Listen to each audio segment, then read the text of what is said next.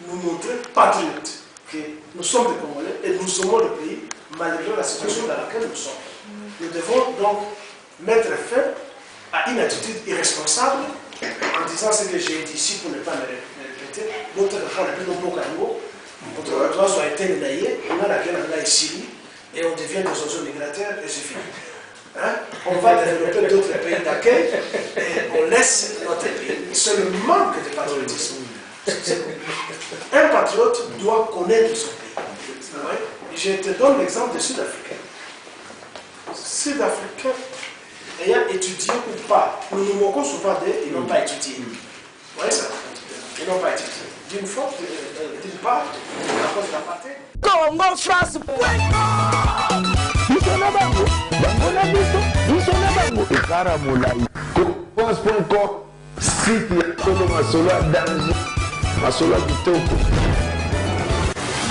France, Le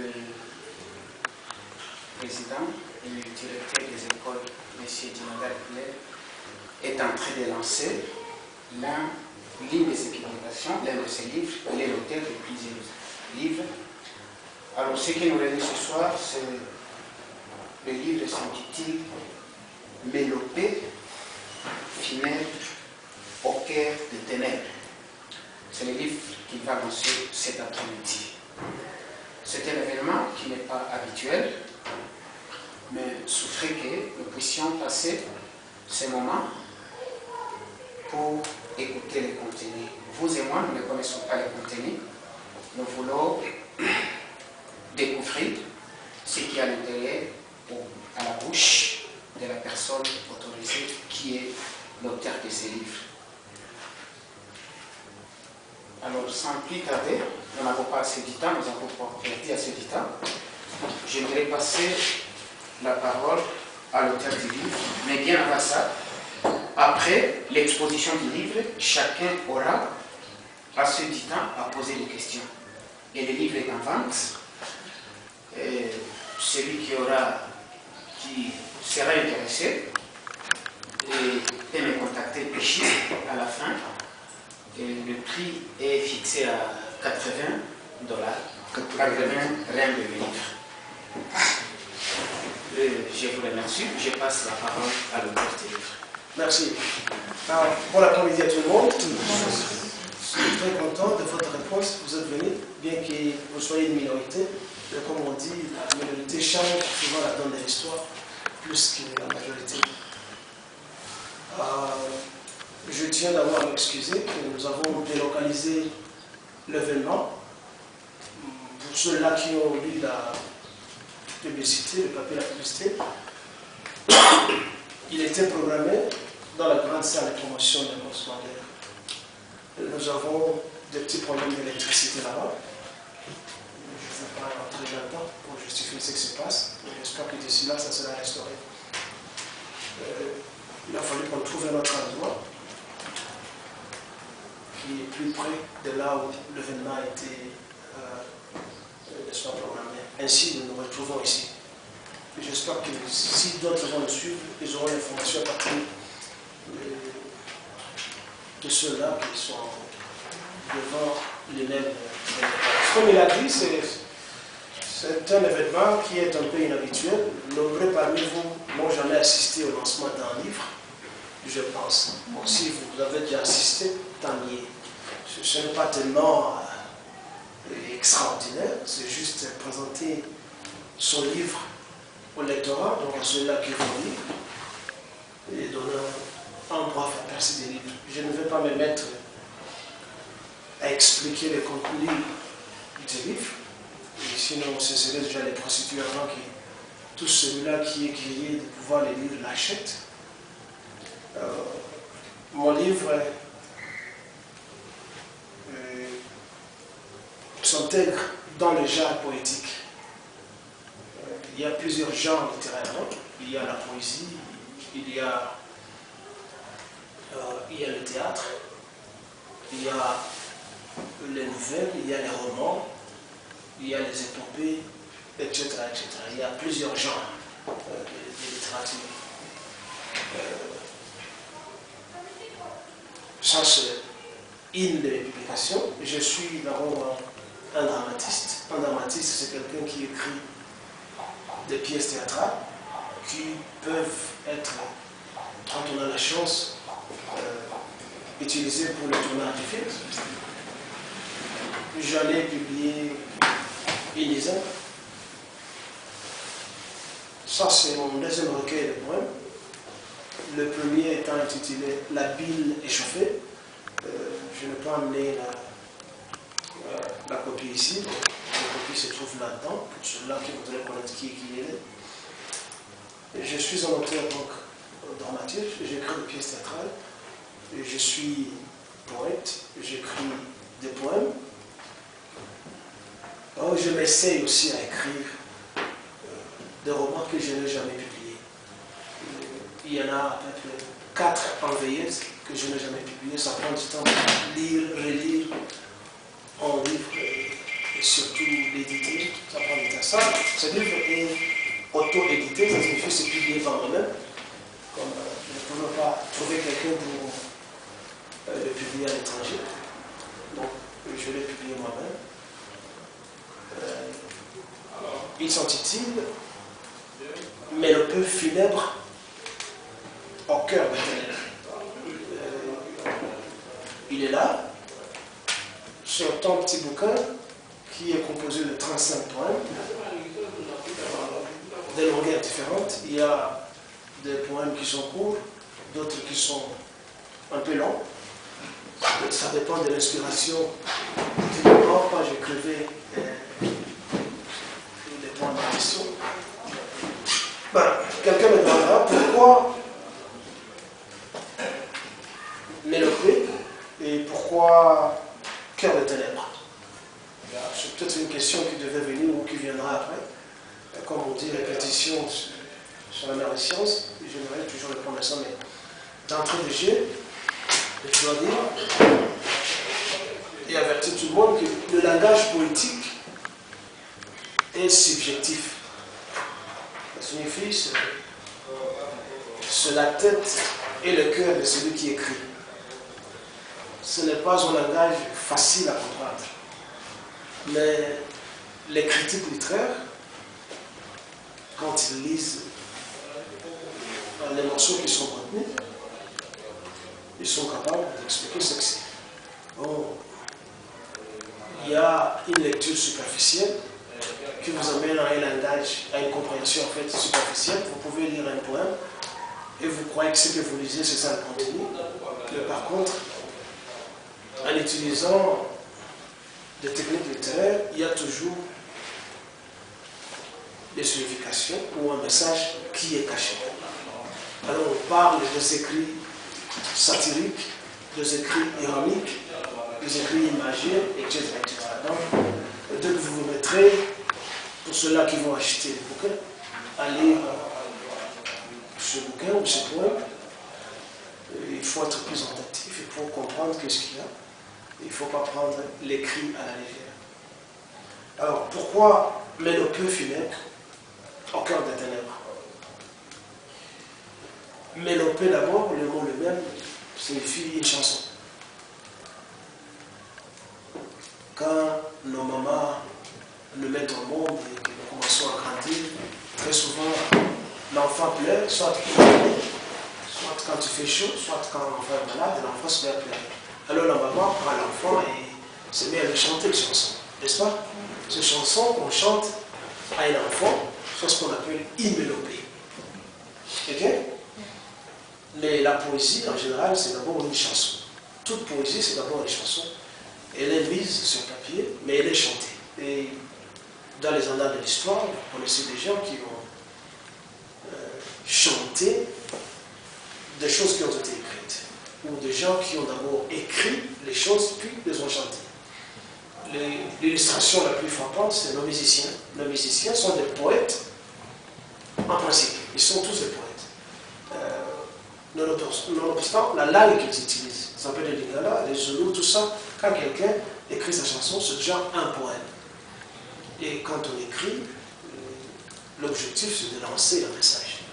Alors ici, il y a un message, où il y a deux messages, que vous allez découvrir, que vous allez lire.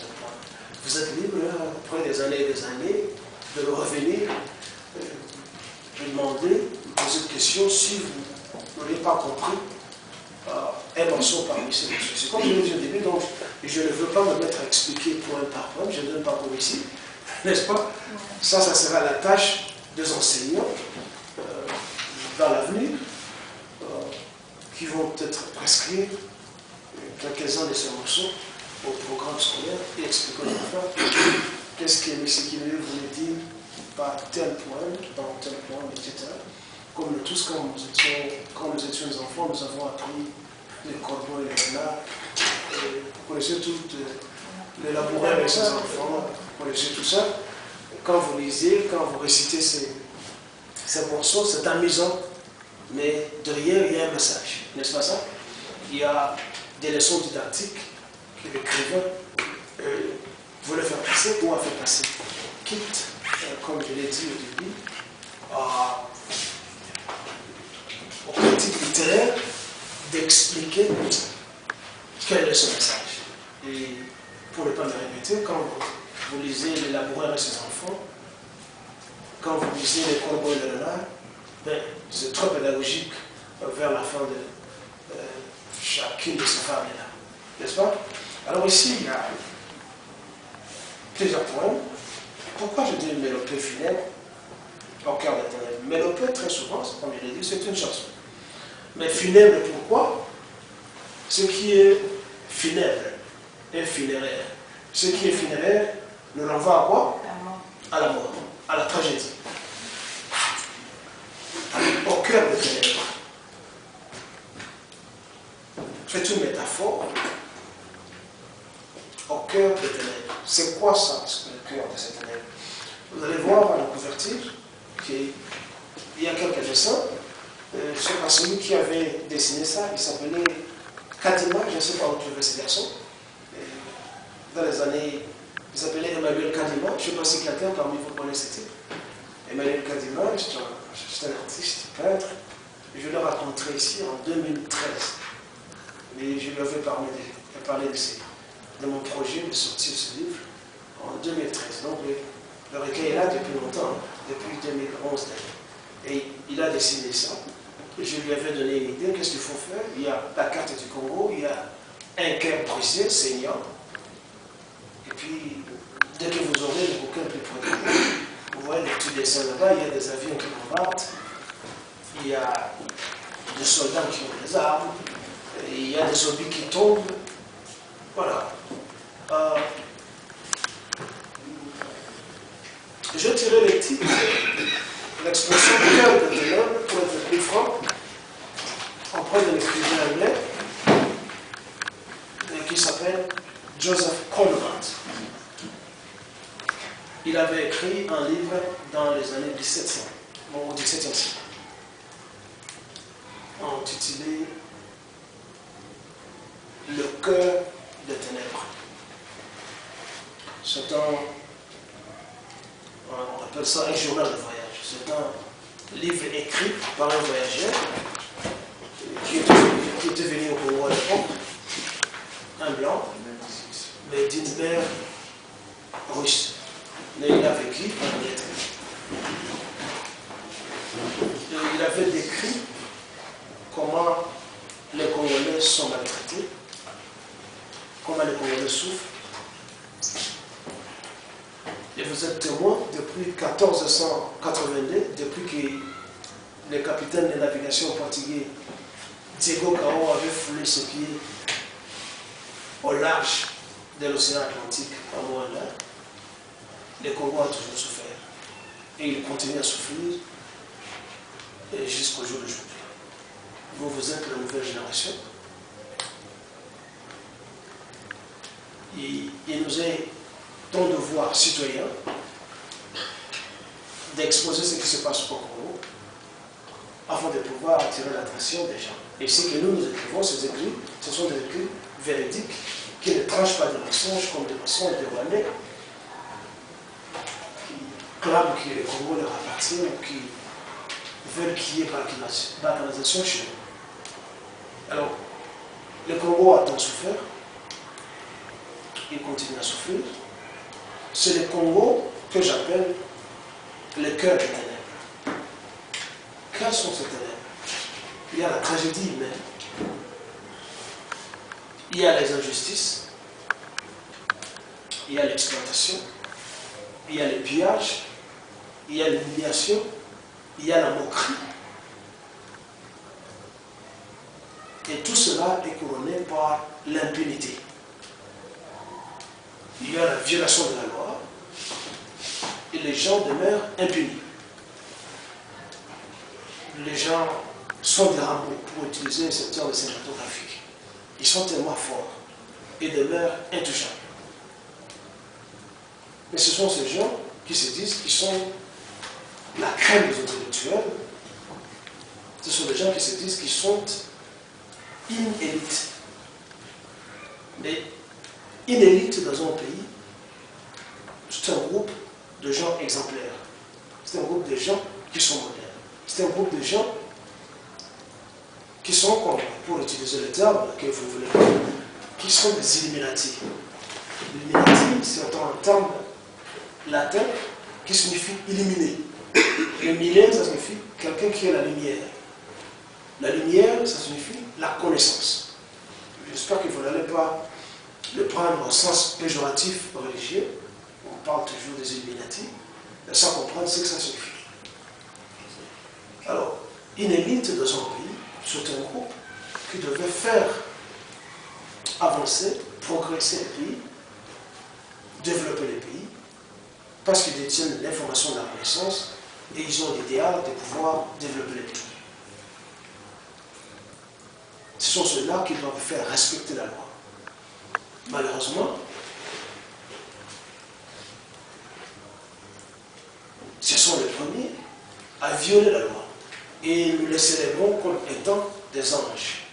Vous allez rencontrer dans ce recueil un poème que j'ai intitulé « L'angélisme des criminels ». Il y a poème numéro 28. « Angélisme des criminels ». Tout celui qui fait du mal au Congo, il est rarement. Le musicien les chante. Il fait ce qu'il veut jusqu'à sa mort. On nous apprend il n'y a pas longtemps que le président du Sénat, comment il s'appelle ce problème-là, c'est pas il est mort ou il est mourant. Par exemple, quelqu'un qui a été Premier ministre à répétition, quelqu'un qui a été procureur général de la République, et tous les autres postes ministériels qu'il a occupés, mais surtout les deux premiers ministres, procureur général de la République, mais si on lui demandait son bilan ou ses bilans, c'est nul. Il ne va rien présenter.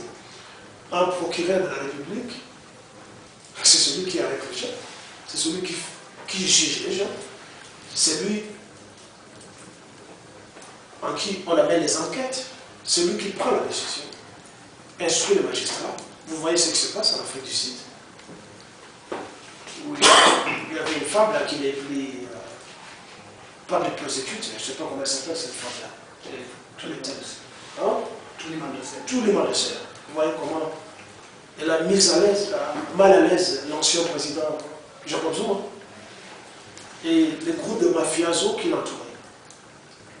Et sa successeuse continue la même chose. Mais chez nous, procureur dans la République, les gens commettent des dégâts. Il n'y a personne qu'on appelle à la cour. Il n'y a personne qui est arrêté. Ils sont de la cour. Il n'y a pas longtemps, on m'avait appris, Cameroun venait de détourner 350 millions de dollars. C'est millions, je pense. 350 millions de dollars. Et puis, je sais qu'il a acheté une maison de 12 millions de dollars américains en Californie à sa femme.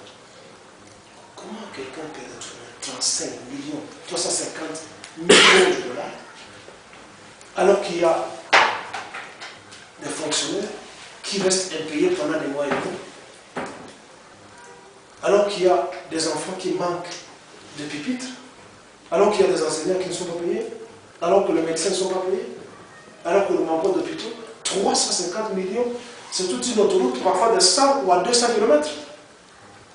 Mais cela entre dans la poche d'un individu. Et les gens toujours continuent à l'applaudir. Viens à Bissau, viens Cameroun, viens à Bissau. Le coach, viens à Bissau. C'est ce que j'appelle l'angélisme des criminels. On est en train d'adorer les criminels comme étant des anges. Bien qu'on n'a jamais vu les anges, mais la Bible, la religion nous présente les anges comme étant des êtres supérieurs, des êtres qui sont saints, des êtres qui sont aux côtés de Dieu, qui sont des assistants de Dieu, pour l'aider à gérer son monde. Ça signifie dans les problèmes. Malheureusement, au Congo, ce n'est pas le cas. Vous voyez les gens, Adam Bombolo, on chante Adam Bombolo, le grand Saoudien. Bon, les Saoudiens développent leur pays. Qu'est-ce qu'Adam Bombolo a déjà fait au Congo? Peut-il nous montrer un tronçon de route qu'il a construit? Peut-il nous montrer un immeuble?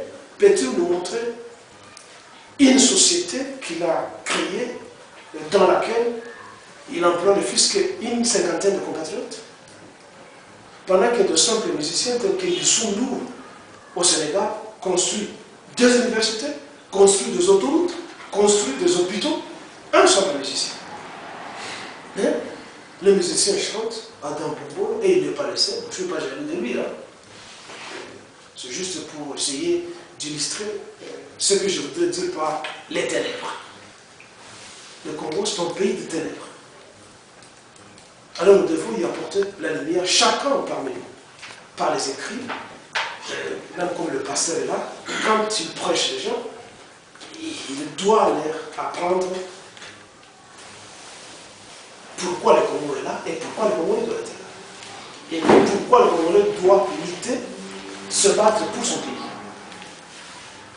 Tout le monde, que ce soit toi qui es le serreur de chaussures, que ce soit toi qui es l'agent de sécurité, que ce soit les soldats, nous devons tout faire pour que la lumière, la connaissance, le patriotisme règne au Congo.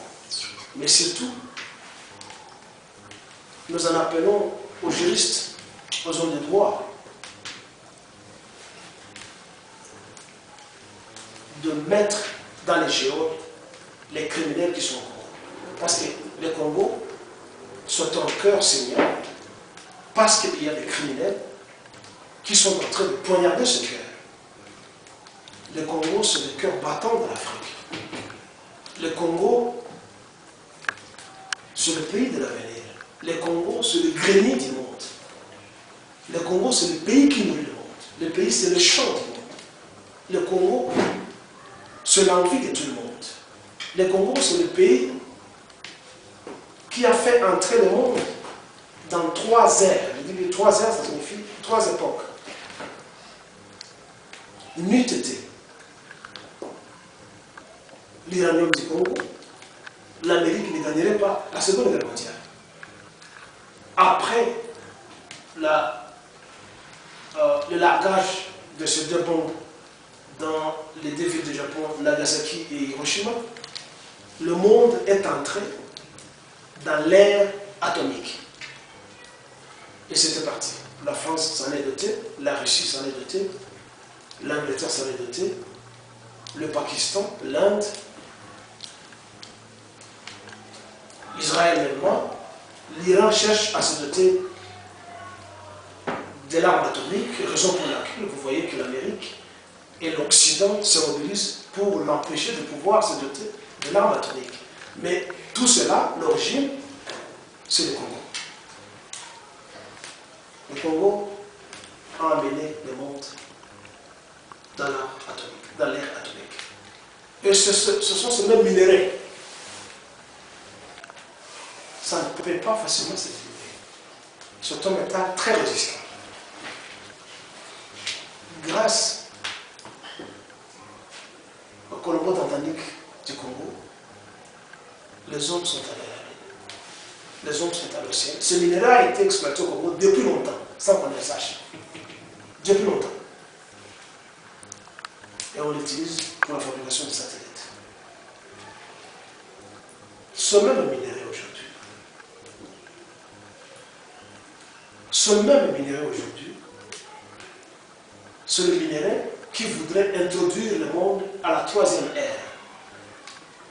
j'ai bien dit, l'ère, ça signifie l'époque, la période historique. Quelle est cette ère? C'est la période électrique. On est en train de parler de voitures électriques. Vous comprenez ça? Ça signifie avec le temps, comme la science et la technologie développent, les gens n'auront plus besoin du pétrole dans les voitures. Les voitures seront chargées comme nous chargeons les téléphones. Vous roulez avec votre voiture, il y a des stations, vous arrivez, pouf, la charger en roulant. Tu vas rouler pour combien de kilomètres? 1000 kilomètres. Ok? Donc, la technologie avance, la science avance. Où trouve-t-on ces minéraux? C'est dans ces cœurs brisés. C'est au Congo. J'ai voulu juste vous montrer l'importance de votre pays, de notre pays. Que partout où nous nous retrouvons, nous ne devons jamais tenir ce langage irresponsable. Moi, quand vous battez le caca, déjà, si le gouvernement l'a soutenu, en tout cas, on va capiter dans le et les autres, quand ils sont sur la passerelle de l'avion, ils se disent, mais si on a le sou, on n'a pas jamais. Nous devons avoir un sens cornélien, un sens de responsabilité, un sens d'accepter les difficultés et les résoudre. Nous ne pouvons pas fuir les responsabilités. Les jours où nous sommes nés avec les difficultés, nous vivons avec les difficultés et nous allons mourir et laissant les difficultés. Mais quand nous laissons, notre devoir, c'est résoudre ces problèmes. Donc, en étant à l'extérieur comme ça, nous devons toujours relever du Congo. Il faut toujours vous dire chaque matin quand vous vous réveillez, tomorrow is Congo. Tomorrow is Congo. Il faut avoir présent à l'esprit cette idée que demain ça sera le Congo. Il faut rêver de ça. Parce que notre pays a tout ce qu'il faut. Ce qui manque, c'est la volonté. Ça ne va pas prendre 10 ans pour un gouvernement responsable de développer le Congo. Ça ne peut pas prendre 10 ans. S'il y a une élite responsable. Et là, il faut une justice équitable, une justice sans faveur et sans peur. Plusieurs fois, j'ai dit, la faculté de loi, enfin, de droit au Congo, c'est une faculté qu'on a supprimée. Parce que ça sert à rien. Le premier corrompu, ce sont les magistrats, ce sont les avocats, ce sont tous les premiers corrompus. Or, les hommes de loi, ce sont les gardiens de la société. Ils sont comme les soldats, ils sont comme les policiers. Ce sont les gardiens de la société. Quand un gardien est corrompu, eh bien, la société est en danger. Quand vous allez en Chine, quand vous allez en Corée, tous ceux qui détournent les deniers publics, je ne sais pas si vous connaissez ça. Il n'y a pas longtemps, je t'avais montré, il y a des jours, c'est à toi, le ministre des Finances de la Chine, il a détourné 10 000 $ seulement. On l'a fusillé. J'ai la photo ici. Le ministre des Finances. Encore un moment, en Arabie Saoudite, dans les pays arabes, l'enterrement. On tranche les mains, on tranche les coups. Chez nous, c'est l'impunité. Raison pour laquelle j'ai intitulé ce recueil politique Mélopée funèbre au cœur des ténèbres. Avant de terminer, je voudrais m'excuser que j'ai publié cette histoire, ce bouquin ici, dans un pays anglophone. Ça me prend du temps pour corriger certaines erreurs en français. Vous allez rencontrer quelques erreurs d'imprimerie qui ne sont pas dues à ma volonté ou à ma négligence. C'est sorti comme ça quand on va à l'imprimerie. plusieurs livres sont toujours avec des petites erreurs. Donc, d'emblée, je m'excuse d'avance si vous parvenez à rencontrer certaines erreurs ici. Merci beaucoup d'être venu et je vous remercie.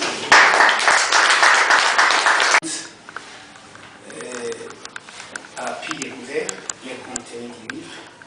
Comme je l'ai dit dans mon introduction, qu'il y aura un temps consacré aux questions. Alors le débat est ouvert, tu es là, tu as une idée. L'auteur nous a parlé de ténèbres qui se passent dans notre pays. C'est en quelque sorte un livre qui appelle aux révoltes, à la révolution des Congolais. Alors vous êtes libre de poser toutes sortes de questions.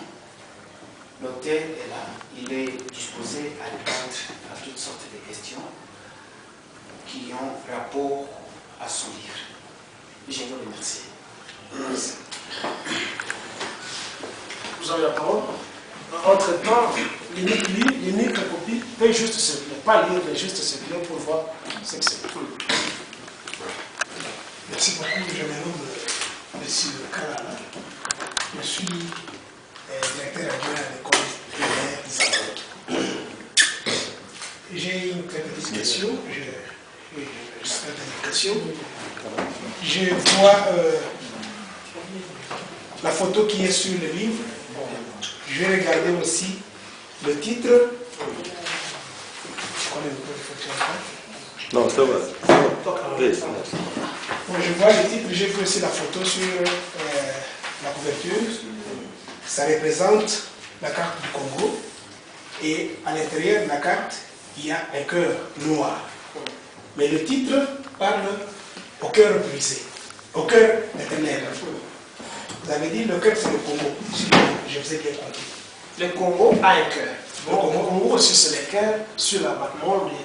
Oui, le Congo, à ma compréhension, à mon entendement, c'était le Congo qui est le cœur et qui est plein de ténèbres. Mais à l'intérieur de la carte, nous voyons un cœur qui est brisé. Je ne sais pas comment vous pouvez relier ça avec votre titre, livre. D'accord. C'était ça la première La question. Merci beaucoup, merci pour la question. La brisure ou la blessure du cœur explique ce que je vais dire là-bas, que le Congo est charcuté, il est blessé. Et pour utiliser le terme de boucher, à la boucherie, hein, il est charcuté. Le Congo est charcuté. Je ne pense pas que je vais faire allusion à une anticipation de la balkanisation. Je n'ai pas la balkanisation qui est là-bas. Mais c'est juste comme, je ne sais pas si c'est le pasteur qui a dit là, qui a pas là-bas, le Congo est blessé et il saigne. C'est ce que je voulais dire. Ok? Maintenant, il y a les ténèbres, les ténèbres du cœur. Les ténèbres, ce sont les problèmes auxquels nous faisons face. C'est la souffrance. C'est ce que j'ai dit au début. Je vous ai parlé de tragédie, je vous ai parlé de la faim, je vous ai parlé de l'humiliation, de l'exploitation, voilà, de l'invasion.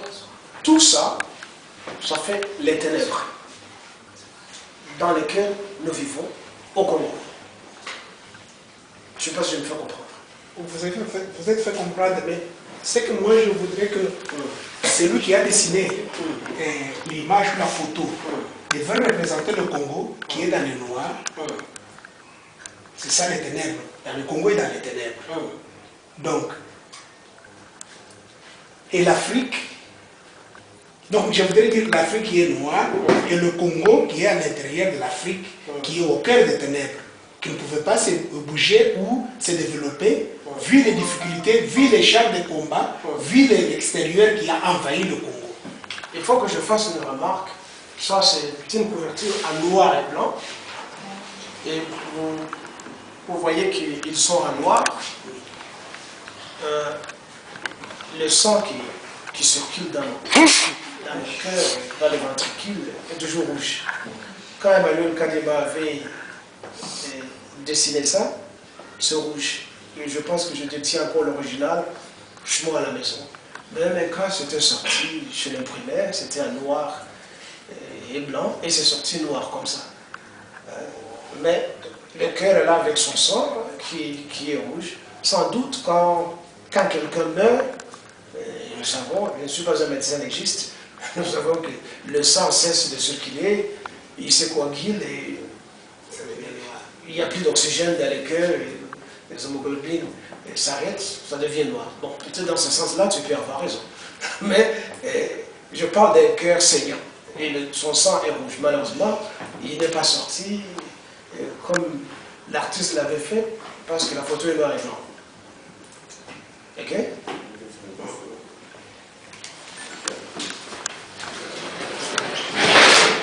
Vous pouvez poser la question même à l'Ingala, il n'y a pas de problème. Hein? Et même à Kikongo, bien que je contienne un peu mon Kikongo.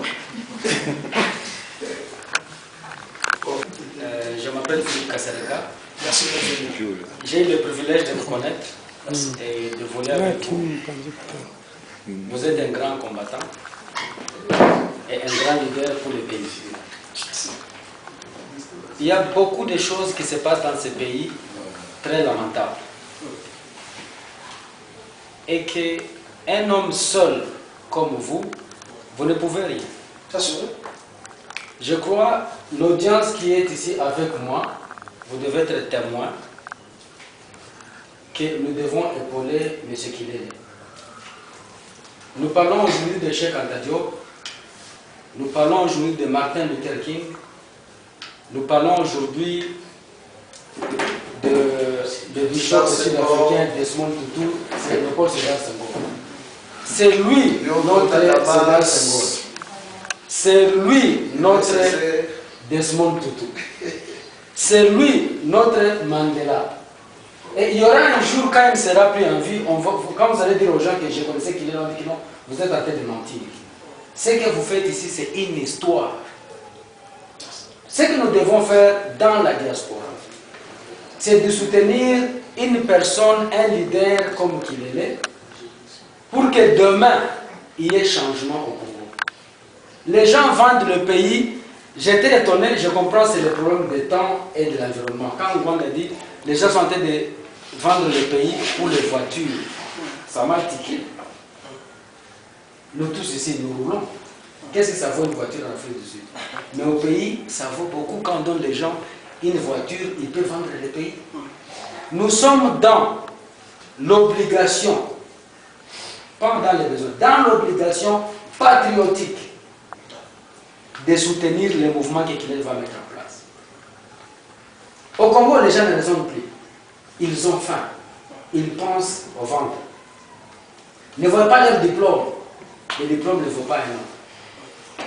C'est le courage que vous avez, que ce que vous allez entendre ici, vous allez aussi communiquer aux autres. Comme ça, prochainement, ça sera plein ici. Vous savez, si c'était une prière, ici, ça serait plein. Et les gens auront l'argent de donner au lieu d'acheter le livre. Mais je me demande si nous avons prévu ces 80 ans pour acheter les livres. Chacun a sa réponse. C'est ça le début du combat. Nous devons soutenir de ce qu'il est comme il est encore. C'est un besoin, une obligation patriotique pour que les choses changent au Congo. Les gens qui ne connaissent pas Félix, peut-être, quand je parle aux gens, chez nous, je parle de Félix dans ce sens-là. Non, quand vous avez dit, il faut faire attention. Félix, son père a été Premier ministre pendant des années. Ambassadeur, PDG et tout, il a tout bénéficié. Mais Félix n'a pas le niveau d'études que vous avez. Ça, je vous confirme. Allez à l'internet, vous allez trouver ça. Mais il est notre président. Il était dans les boîtes de nuit en Belgique. Mais il est notre président parce que c'est un clic de gens qui dit nos pères ont volé. Nous devons aussi voler. C'est que nos pères ont travaillé pour eux et ils veulent maintenant que nous aussi nous travaillons pour eux. C'est devenu une génération d'esclaves. Il faut casser ça. Il faut casser ça. Il faut casser cela. Et casser cela au prix de notre vie. J'ai toujours apprécié la dame Thérèse Kapangala. Si une femme doit mourir au front, Rossi Mokediche Manga. Si un homme doit mourir au front, Tchebeya. S'il doit mourir au front, ce sont des morts atroces. Quand on doit vous asphyxier avec une plastique. vous devez recevoir un coup de barre. Ça fait mal. Mais nous avons le temps de dormir, de nous réveiller. Pourquoi ne pas appuyer une action qui va changer les choses au pays? Et je crois maintenant là, ça doit être une réflexion profonde à chacun de nous quand nous rentrons à la maison. Comme ça, pour une prochaine réunion, amenez vos enfants, amenez vos femmes. Les enfants doivent comprendre pourquoi nous sommes ici. Pourquoi mon père est ici. Et si je rentre au Congo, qu'est-ce que j'aurai? Chez nous, il n'y a pas de pension. Et moi, j'ai déjà 48 ans. Donc, dans 20 ans, je serai déjà pensionné sans avoir travaillé. Mais un diplômé. Vous savez ça? Ça fait trop mal. Au Congo, nous n'avons pas une classe moyenne. Nous avons des riches et des pauvres. Mais ici, il y a une classe moyenne. C'est très important. Donc, ce sont des aventuriers qui se sont arrangés pour diriger ce pays-là. Maintenant, il y a les enfants d'eux. Kisombe, Yves Kisombe. Bemba, Saolona, Jean-Pierre Bemba. Dokolo, Cindy. Kamitatu, Olivier Kamitatu. Ça vient, hein? J'ai toujours dit, quand les gens disent que nos Kamer est intelligent, si Kamer était intelligent, quand il était assistant à l'université de Kinshasa, combien de livres il a écrit? Moi, je crois qu'il est là, si j'ai une bonne mémoire, ce n'est pas pour vous flatter. Ça peut être le 4e livre que je viens d'assister dans moins de 5 ans. Donc, un livre chaque année. C'est quelque chose à applaudir. Applaudissons pour ça. Disons que Kamer est intelligent. Il est intelligent en quoi? Qu'est-ce qu'il a écrit comme livre en tant qu'assistant? Il a fait le Mokate. Il a faim. Akimi Mokate qui est professeur. Avec la politique. Abali Basi Nabiso. Azu Basi à la camarade Nabiso. Mais tous les cas. Voilà les gens qui méritent une balle dans la tête. N'ayez pas peur de tuer. Je sais que l'église nous dit non, il ne faut pas tuer. Non. Si le Rwandais tue, si les Burundais tuent, les Ougandais tuent, pourquoi nous ne faut pas tuer? Tu sais, ça fait plaisir à tuer. Tu sais ça fait plaisir à tuer. Surtout quand on tue un ennemi. Parce que l'argent que ces gens-là bouffent, les Kamer achètent des maisons aux États-Unis, vous avez vu ça sur les réseaux sociaux. J'ai mis cette maison sur les réseaux sociaux que Kamer a acheté aux États-Unis. C'est vrai, j'ai des preuves. Parce que j'ai mangé dans la maison de Kamer. J'ai mangé avec Kamer. S'il me suit, il me connaît. Il me doit de l'argent. Parce que c'est grâce à moi que Kamer a parlé dans ce pays. Parce qu'à ce moment-là, il me faisait croire qu'il était opposant. Mais mon combat à côté de lui, quelque part, il se disait que non, moi je ne fais pas un vrai combat, mais apparemment, c'est aussi fait un vrai combat. C'est comme ça qu'il m'a laissé derrière. Mais je savais qu'avec ces régimes qui étaient dépassés, Félix Président lui directeur du cabinet, il n'y a rien qui va se changer. Il n'y a rien qui va se faire. Ces clics de bandits qui sont en train de le rouiller. Ils organisent des messes, ils font des dépenses, ils font ça, ils font ça. Et ça va passer beaucoup. Nos esprits, par rapport à ce que le président a expliqué. C'est mon frère parlait sur de très bonnes choses. Une motion, président, quelle est la procédure? C'est ce que je dirais Vous là. enregistrez toutes les questions? Non, ça va comme ça, pour ne pas oublier que chacun pose sa question en passe. Je n'ai pas le temps d'écrire. Je voulais d'abord amener nos pensées, nos esprits à l'exposition. Tout ce que les frères parlaient sont de très bonnes choses. C'est par rapport au cœur du teneur. Mais du moins, rentrons d'abord à l'esprit du texte. Ce que le président nous a expliqué.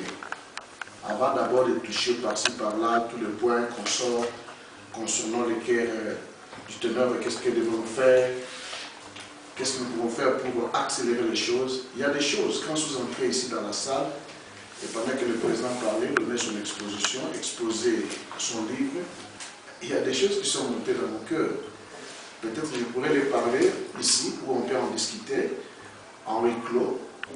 Mais du moins, il y a beaucoup de choses que nous devons réfléchir par rapport à ce livre. Il a simplement présenté une condensée qui m'a beaucoup intéressé. Et quand le président parlait, j'ai senti que réellement notre pays, c'est une mélopée ténèbres. Une mélopée funèbre.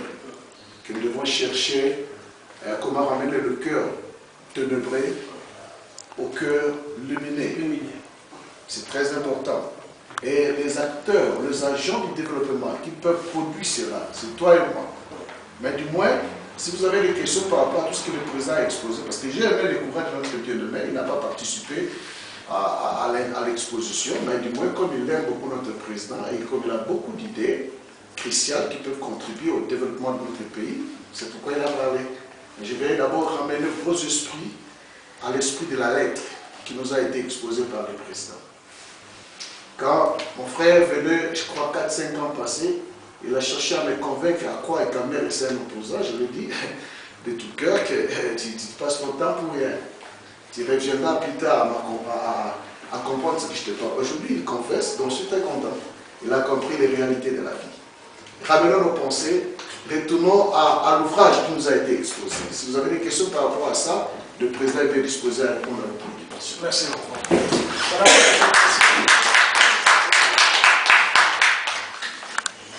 Venez de dire, monsieur Kasseriba. Oui, la seule chose que nous devons faire pour sortir du bourbier que nous partageons depuis des décennies, c'est d'avoir seulement un patriotisme ardent. C'est tout ce que nous pouvons faire. Donc, à partir de ces livres, si vous lisez le livre, ça va vous révolter. Et vous allez avoir des esprits qui viendront pour justement accélérer ou stimuler votre patriotisme à partir de ces livres. C'est ce que je voulais sur ma vie. Donc, tenez bon, achetez ces livres. Feu vers l'est de l'actuel RDC. Brûlant champs, huttes, cases, maisons et champs plantés. Les herbes par des flammes lancinantes se consumaient, puis cendres, emportés par la tempête. Les animaux, tous fouillés, devant la canicule, du feu craché par des canons et des mortiers qui tombaient du ciel. Oh, quelle victime était inutile pour ces agresseurs impitoyables au langage ordurier.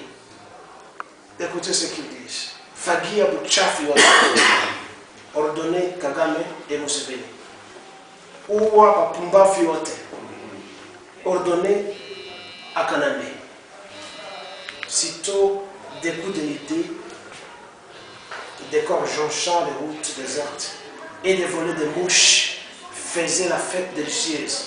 Oh, quel festival de la viande!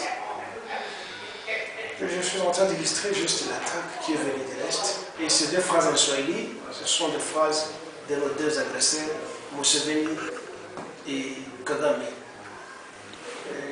Ils avaient ordonné à leurs soldats de balayer tout le monde en disant en Swahili, Fagia Buchafiot, ils quittent l'Europe pour venir au Congo rejoindre un club de bandits, le FCC, Front commun des Congolais. Et ils passent à la télévision, ils défendent la raison pour laquelle il a rejoint ce groupe. Mais ça, c'est lorsqu'un professeur d'université, il dit professeur des universités, qui a écrit des livres, mais qui rejoint un groupe de criminels. Et je me rappelle un jour, j'étais encore au Congo, non, c'était vers les années 96, quand cette attaque a commencé. Sur la radio France Inter, il était interviewé et il dira, oui, il y a des Rwandais congolais. Il y a des Rwandais congolais. Et celui-ci, c'est un historien, s'il vous plaît, professeur des universités. Alors vous voyez comment un intellectuel est corrompu, vous voyez comment quelqu'un manque ce que mon ami Lolo vient de dire, le patriotisme. Peut-être pour qu'il puisse être considéré par les Français, par les soi-disant blancs, peut-être pour qu'il puisse avoir plus de promotion, ou peut-être pour qu'on lui donne de l'argent. Mais en tant que professeur d'université, on n'a pas besoin vraiment de faire la politique. Ailleurs, sous d'autres cieux, les professeurs n'ont pas besoin d'être des ministres. Hein. On les consulte parfois. Mais ils ont leur chaire universitaire, ça ne suffit. Parce qu'ils sont la source de connaissances. Malheureusement, chez nous, vous trouvez un professeur d'université, les Rwandais infiltrés qui se fait passer pour le Congolais, Mova Sakanya, avec sa chemise il gît sur la pelouse et il montre aux gens, il faut qu'on vous m'abouille, ce qu'on copine de la raïs, il faut un professeur de vous expliquer. Hein? Je ne sais pas si vous avez déjà vu ça dans les YouTube. Alain Lim Namakele. Hein? Il avait créé un commando de bérets rouges là pour tuer tout celui, tabasser tout celui qui est contre Kabila. Alors il le met là, il dit il faut qu'on bine la raïs, il faut qu'on gloumaboue. Et il est tombé sur la pelouse, il rampe, prêt à manger la pelouse. C'est quel professeur comme ça? Et vous appelez ça, c'est un déchet intellectuel? Professeur d'université. Vous voyez un type tel que Kim Kei-Moulouba, professeur d'université. Mais il vous dit, Kabila désire. Sur Kabila, on lui posait la question, je ne sais pas sur la radio allemande, hein, pourquoi Kabila est resté si longtemps au pouvoir? Sa réponse, c'est parce qu'il n'y a pas de gens compétents au Congo. Il est le seul. Mais ça, c'est grave, ça. Hein? C'est grave, ça. Kabila est le seul. Un taximène, un rafistonneur de chaussures. Hein? Voilà comment l'intellect est corrompu. Et je me rappelle encore à l'époque, il y avait un ministre qui s'appelait Kilanga, qui avait dit grâce à Mobutu Ngana Sokolia, on se souvient, grâce à Mobutu Ngana Sokolia, tomate. Ça fait longtemps qu'on a allé sur tomate. Ça c'est grave. Ça c'est grave. C'est pour cela qu'il ne faut pas être intimidé par celui qui se dit je suis docteur en ces choses, je suis licencié. Non. Juge ses actes, juge se dire pour savoir si non. Vous voyez les Rwandais là, Francis Kalongo. Aujourd'hui, il se fait passer pour un opposant. Les résolutions, les propositions que vous avez faites dans le livre pour sortir de ces boules. Je viens de parler, c'est bien de lancer un livre et récolter les gens. Mais vous, en tant que quelles sont les dispositions, les résolutions que vous avez prises pour mettre fin à cette récréation qui se passe dans notre pays? Je dis et je vous remercie. Merci beaucoup.